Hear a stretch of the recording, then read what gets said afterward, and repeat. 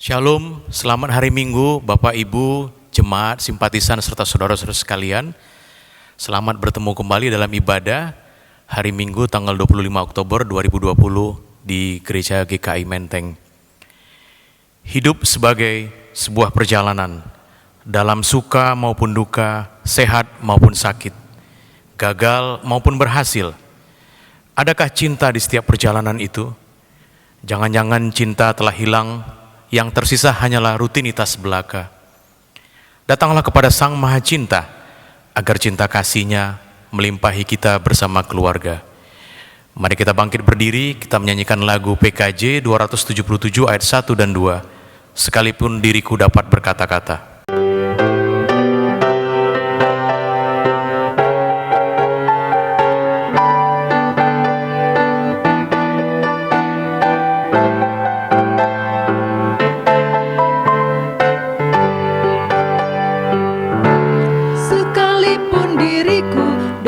Berkata-kata dengan semua bahasa, bahasa manusia dan bahasa malaikat ataupun yang lainnya.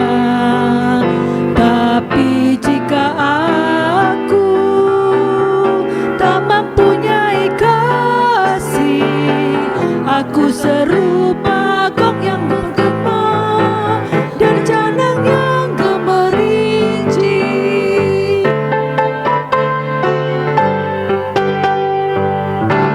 Sekalipun diriku memiliki karunia bernubuat, sekalipun diriku punya iman sempurna untuk pindahkan gunung, tapi jika aku tak mempunyai kasih, tiada berguna lagi diriku, tiada berguna diriku. Jemaat yang terkasih, kita meyakini bahwa ibadah kita pada pagi ini terjadi karena pertolongan kita adalah di dalam nama Tuhan yang menciptakan langit dan bumi. Amin,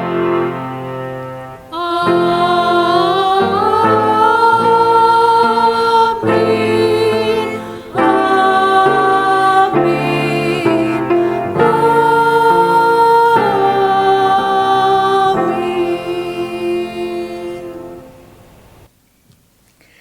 Kiranya Allah Bapa melimpahkan kasih karunia dan damai sejahtera kepada saudara sekalian. Kini dan selamanya. Selamat pagi Bapak Ibu yang terkasih, saya berharap kita semua dalam keadaan yang sehat dan baik. Tema kita pada minggu ini melatih cinta. Dan nas kita diambil dari 1 Korintus 13 ayatnya yang ke-13. Demikianlah tinggal ketiga hal ini, yaitu iman, pengharapan, dan kasih. Dan yang paling besar di antaranya adalah kasih. Kita nanti bersama-sama akan diperlengkapi oleh firman Tuhan tentang bagaimana kita melatih cinta kasih di dalam kehidupan keseharian kita. Saat ini sebelum kita bersama-sama melanjutkan ibadah kita mau menghadap hadirat Tuhan. Kita mau bersama-sama merenung, merefleksikan, dan memohon ampun atas segala pelanggaran dan dosa-dosa kita. Saya memberi waktu kepada Bapak Ibu, Saudara-saudari untuk merenung, berdoa secara pribadi. Kemudian saya akan menutup di dalam doa. Mari kita berdoa.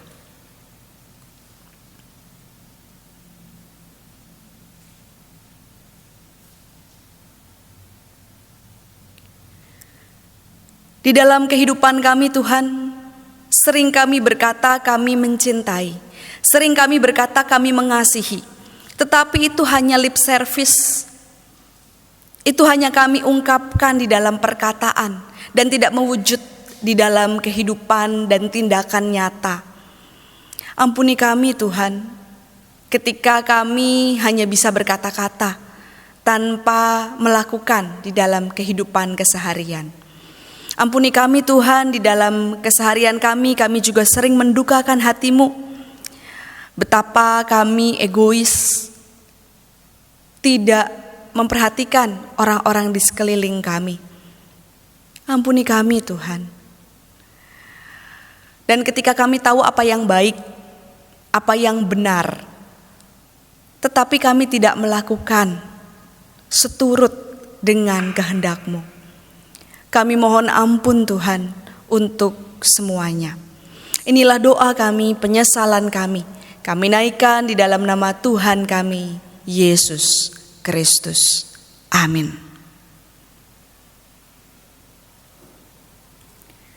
Kini terimalah berita anugerah dari Tuhan yang diambil dari Matius 6 ayat 14 sampai ayatnya yang ke-15. Karena jikalau kamu mengampuni kesalahan orang, Bapamu yang di sorga akan mengampuni kamu juga.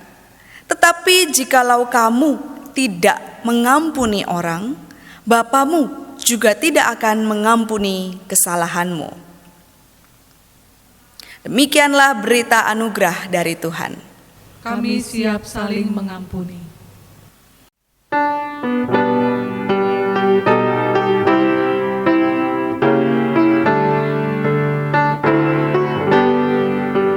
Syukur padamu ya Allah atas segala rahmat-Mu. Syukur atas kecukupan dari kasih-Mu penuh. Syukur atas pekerjaan walau tubuh pun lemah. Syukur atas kasih sayang dari sanak dan teman.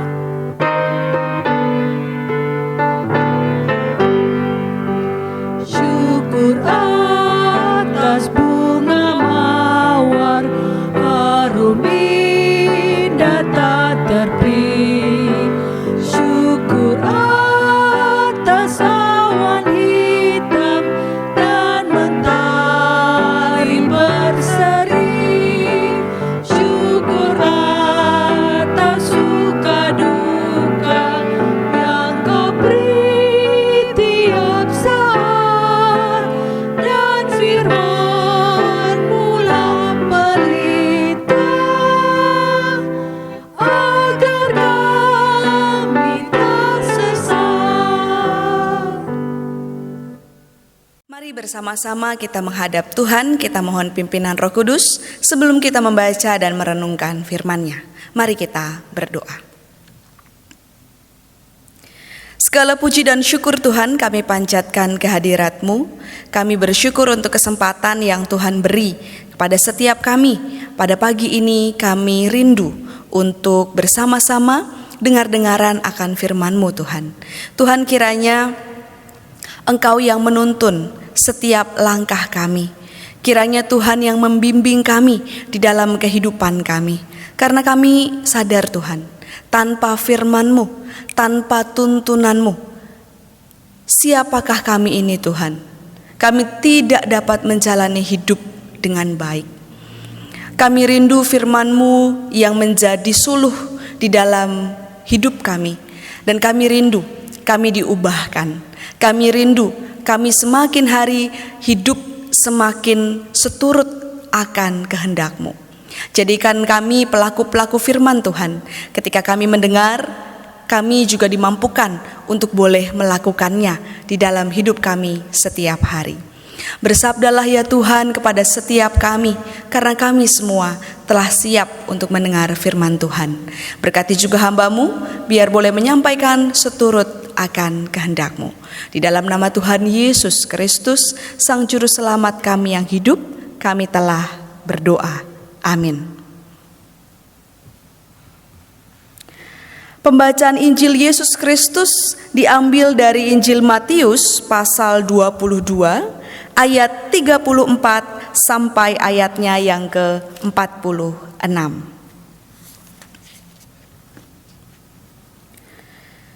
Ketika orang-orang Farisi mendengar bahwa Yesus telah membuat orang-orang Saduki itu bungkam, berkumpullah mereka. Dan seorang dari mereka, seorang ahli Taurat, bertanya untuk mencobai dia, "Guru, hukum manakah yang terutama dalam hukum Taurat?" Jawab Yesus kepadanya, "Kasihilah Tuhan Allahmu dengan segenap hatimu, dengan segenap jiwamu, dan dengan segenap akal budimu. Itulah hukum yang terutama dan yang pertama.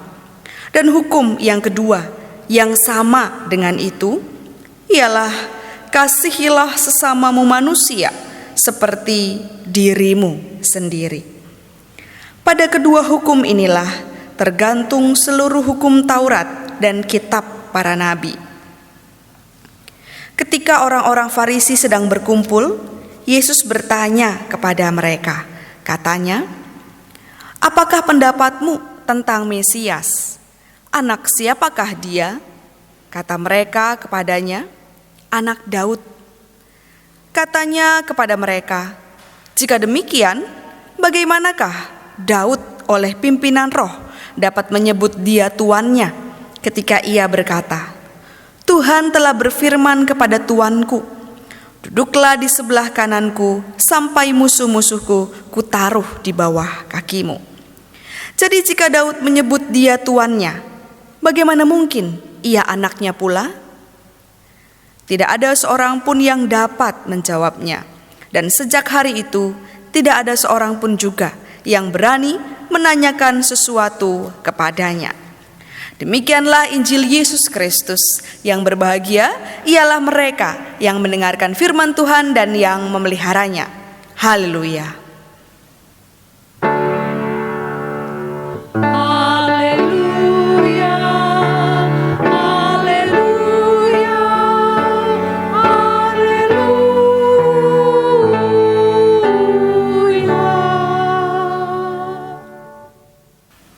Shalom Bapak Ibu. Saya berharap kita walaupun beribadah di rumah tetap dalam sukacita kebersamaan. Bapak Ibu, tema kita hari ini melatih cinta.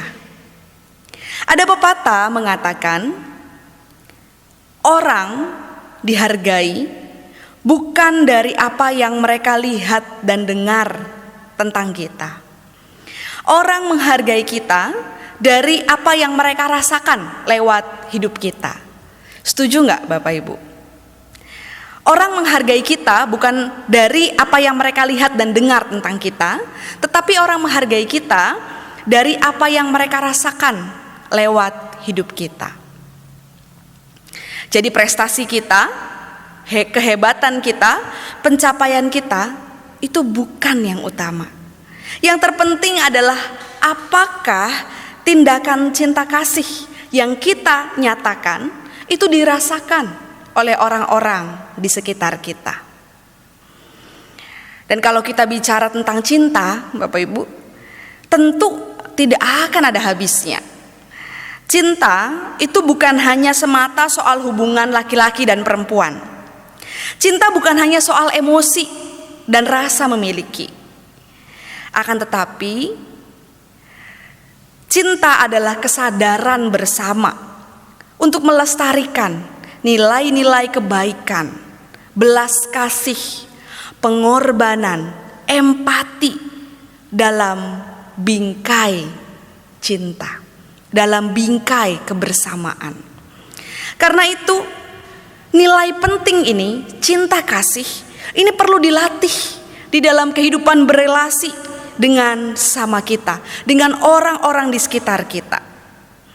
Pada saat ini kalau kita melihat Bapak Ibu, cinta kasih ini mulai terkikis oleh individualistik dan gaya hidup modern. Padahal cinta kasih ini menjadi dasar kehidupan kita.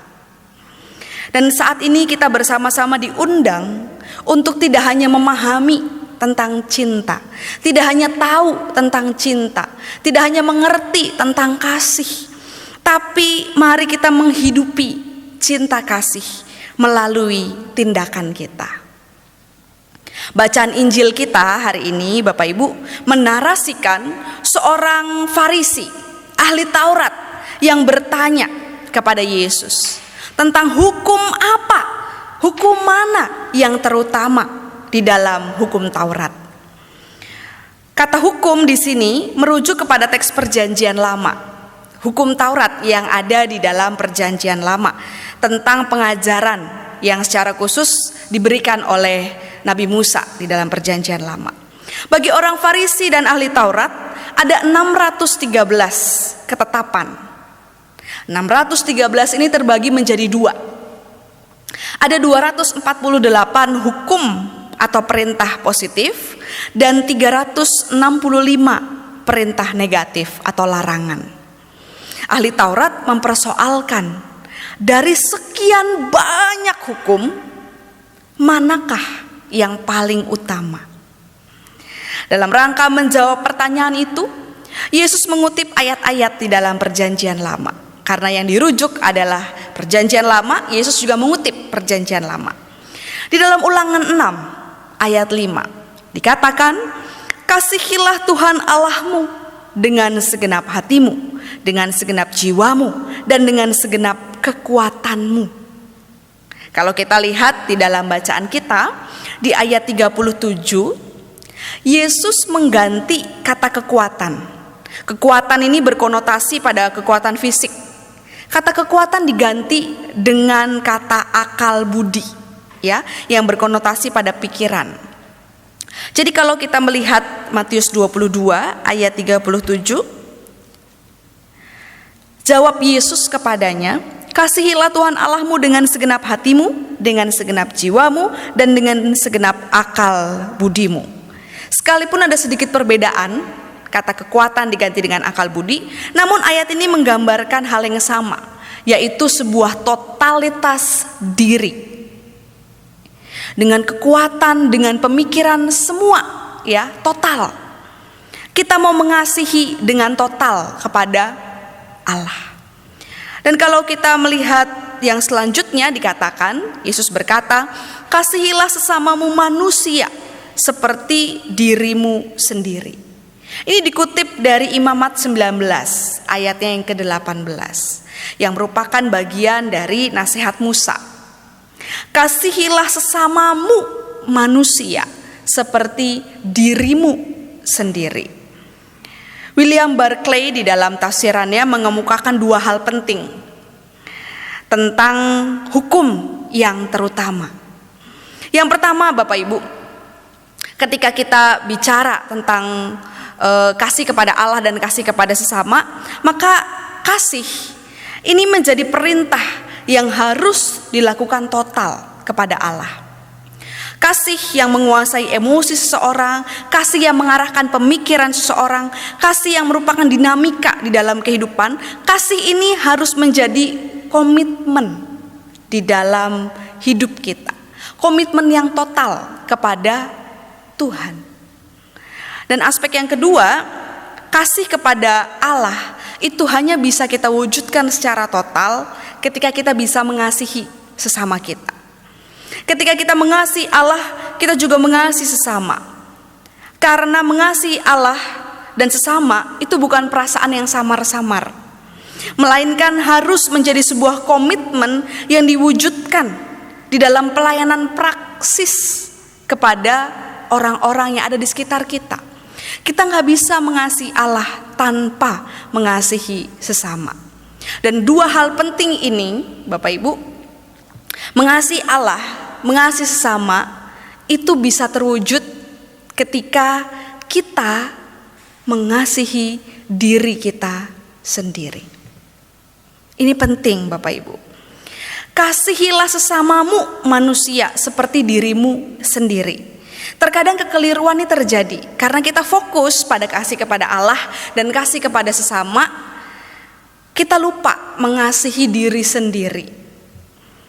Bapak Ibu yang terkasih, mengasihi diri sendiri itu tidak sama dengan egois atau mementingkan diri sendiri. Mengasihi diri sendiri berarti kita menerima diri kita sebagaimana adanya diri kita. Kita berdamai dengan diri sendiri. Kita berdamai dengan masa lalu. Orang yang sudah selesai dengan dirinya sendiri, yang sudah dapat mengasihi dirinya sendiri, ia akan dapat mengasihi sesama. Ia akan dapat mengasihi Tuhan dengan tulus. Orang yang belum selesai dengan dirinya sendiri tidak dapat mengasihi sesama, tidak dapat mengasihi Tuhan dengan tulus. Maka kita perlu selesai dengan diri kita. Kita perlu mengasihi diri kita terlebih dahulu. Dan ini perlu dilatih. Seringkali kita karena fokusnya pada mengasihi Allah, mengasihi sesama, kita lupa bahwa terlebih dulu kita perlu mengasihi diri sendiri. Mengasihi diri sendiri dapat kita lakukan ketika kita bisa menerima diri kita. Kita bisa berdamai dengan diri kita. Mengasihi sesama ini perlu kita latih. Cinta kasih itu perlu kita latih.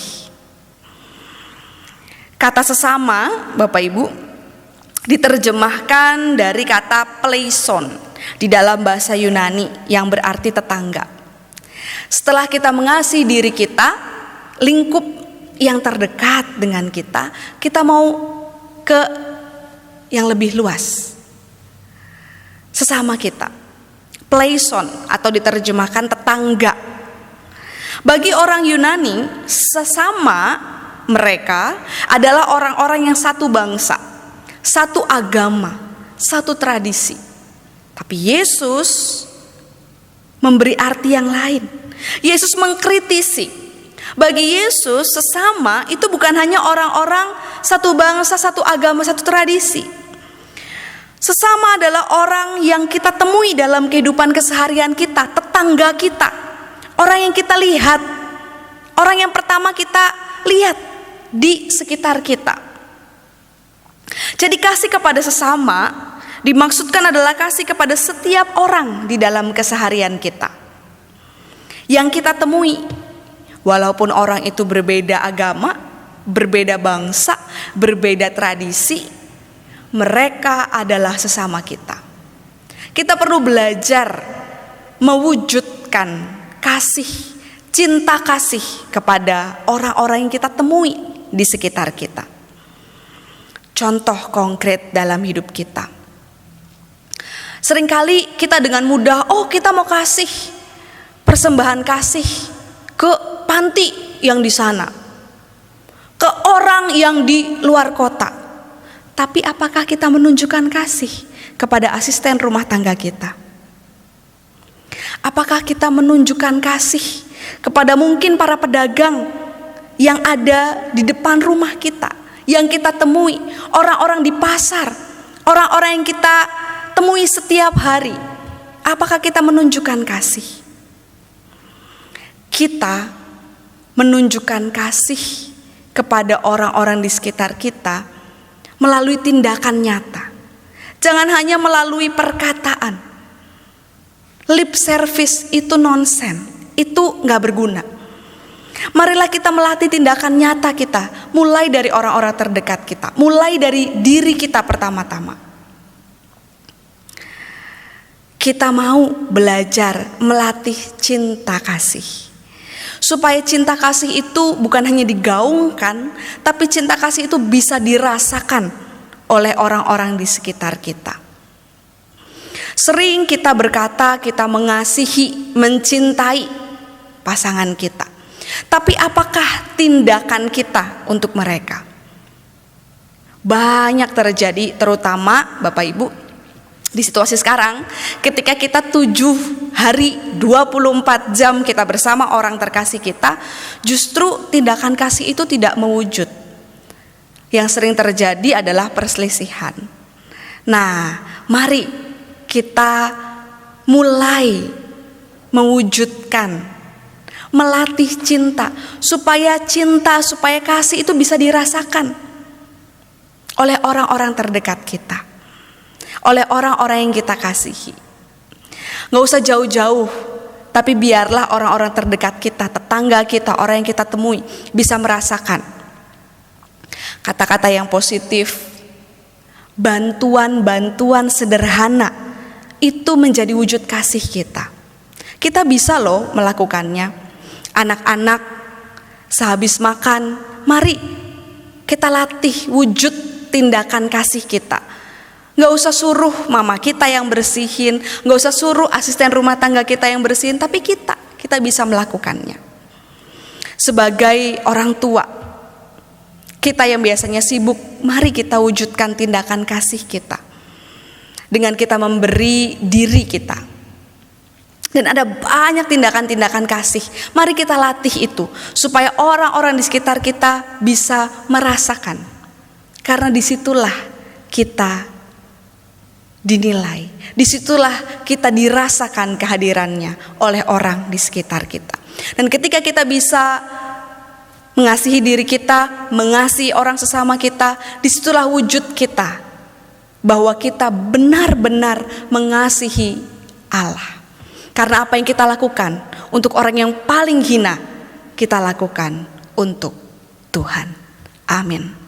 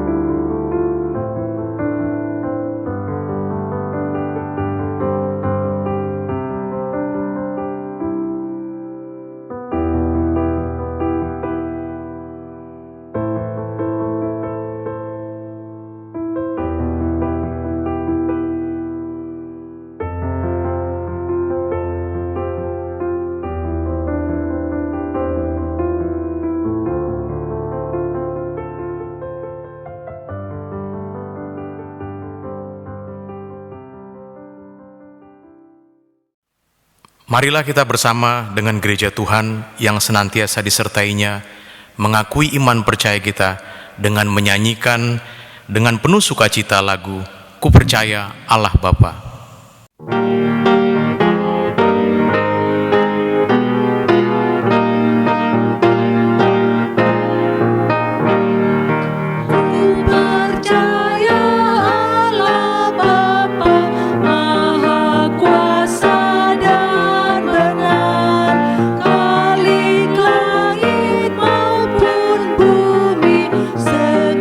Dunia yang besar oleh rahmat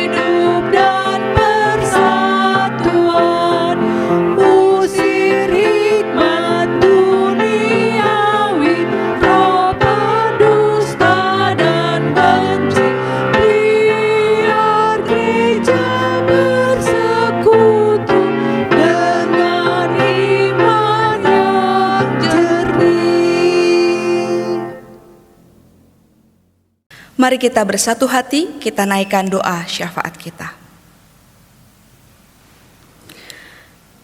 Hidup kami adalah hidup karena anugerah-Mu Tuhan. Sampai hari ini, ketika kami masih Tuhan beri nafas hidup, sungguh itu anugerah yang luar biasa. Sampai hari ini, kami masih beroleh kesehatan, kekuatan, dan kami bersyukur kepada-Mu Tuhan.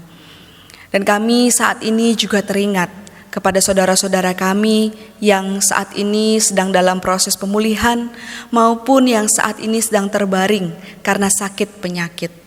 Kami berdoa ya Tuhan, kiranya Engkau menyertai saudara-saudara kami, memampukan saudara-saudara kami untuk dapat pulih, sembuh seperti sedia kala.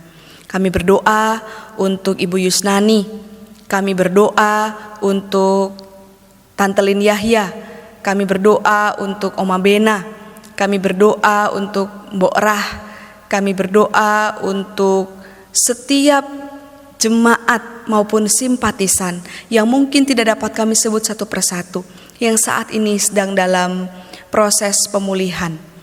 Tuhan beserta mereka.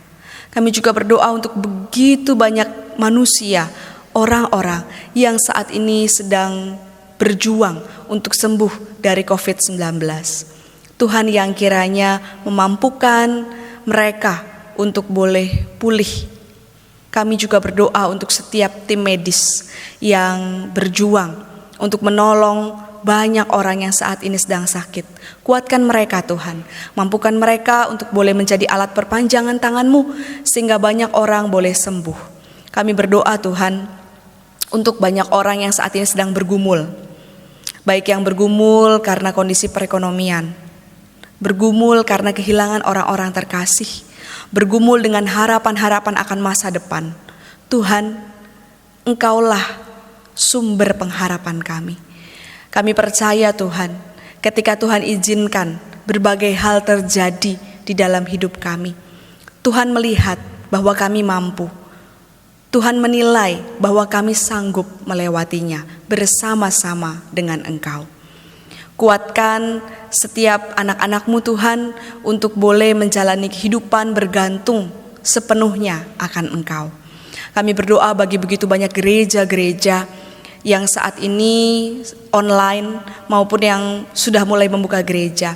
Berikanlah hikmat Tuhan, sehingga dapat memutuskan segala sesuatu secara khusus pelayanan yang Tuhan percayakan dengan sebaik mungkin.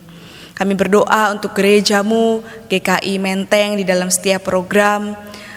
Tuhan yang kiranya beri hikmat, sehingga melalui program-program yang direncanakan, banyak jemaat yang terberkati.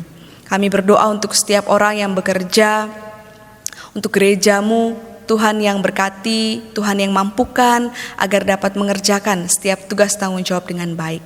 Kami serahkan ya Tuhan seluruh doa kami, permohonan kami, seturut dengan doa yang Engkau ajarkan kepada setiap kami.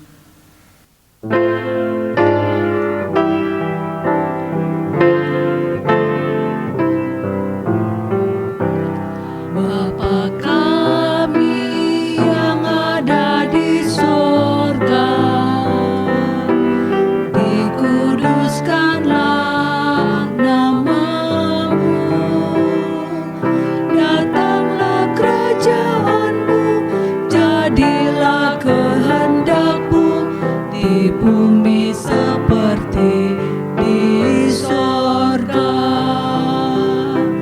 Beri kami hari ini makanan yang secukupnya. Ampuni salah kami seperti kami mengampuni yang bersalah pada kami. Jangan bawa kami dalam pencobaan,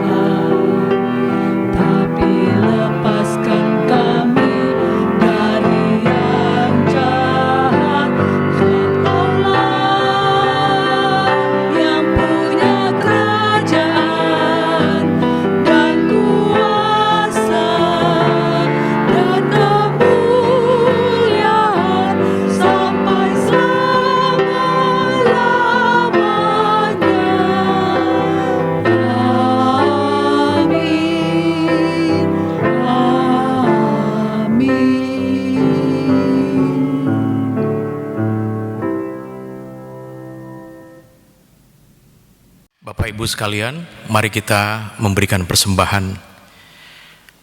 Marilah kita bersyukur atas pemeliharaan Tuhan dalam hidup kita. Rasa syukur ini akan kita wujudkan dalam bentuk persembahan. Seraya memberikan persembahan, marilah kita mengingat firman Tuhan yang akan kita baca bersama-sama dari Kolose 3 ayat 17. Dan segala sesuatu yang kamu lakukan dengan perkataan atau perbuatan, lakukanlah semuanya itu dalam nama Tuhan Yesus, sambil mengucap syukur oleh Dia kepada Allah Bapa kita. Mari kita menyanyikan lagu PKJ 147 ayat 1 dan 2. Di sini aku bawa.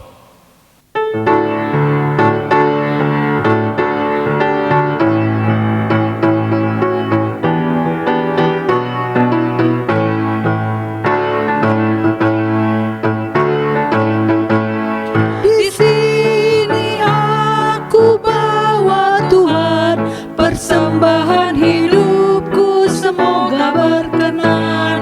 Berapalah nilainya Tuhan dibandingkan berkat-Mu yang telah Kau limpahkan. Terimalah Tuhan, oh terimalah Tuhan.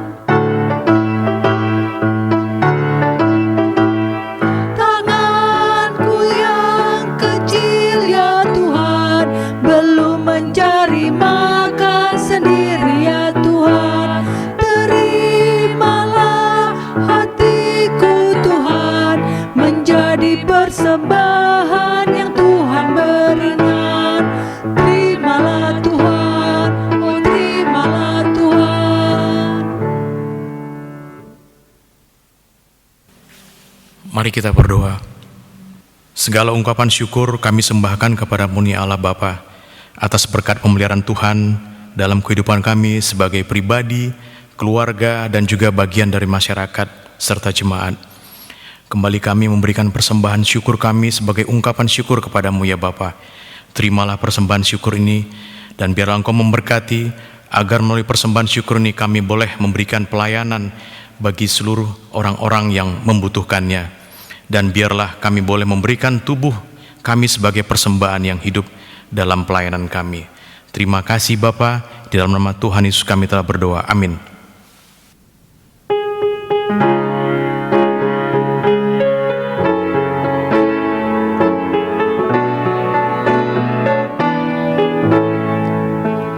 Keluarga hidup indah bila Tuhan di dalamnya, dengan kasih yang sempurna Tuhan pimpin langkahnya. Terima kasih padamu Tuhan, Kau bimbing kami selamanya.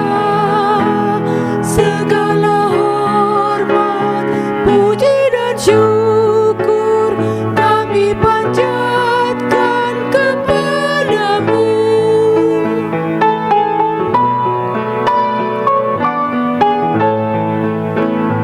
Di dunia banyak jalan, jalan manakah ditempuh? Jalan lurus hanya satu, jalan Tuhan itulah. Terima kasih padamu Tuhan, Kau bimbing kami selamanya. Segala hormat, puji dan syukur kami panjatkan kepadamu. Jemaat yang terkasih, arahkanlah hatimu kepada Tuhan. Kami mengarahkan hati kami kepada Tuhan. Jadilah saksi Kristus, Kami menjadi saksinya, terpujilah Tuhan. kini dan selamanya. Kini terimalah berkat Tuhan. Allah sumber pengharapan memenuhi saudara dengan segala sukacita dan damai sejahtera dalam iman saudara, supaya oleh kekuatan Roh Kudus saudara berlimpah-limpah dalam pengharapan.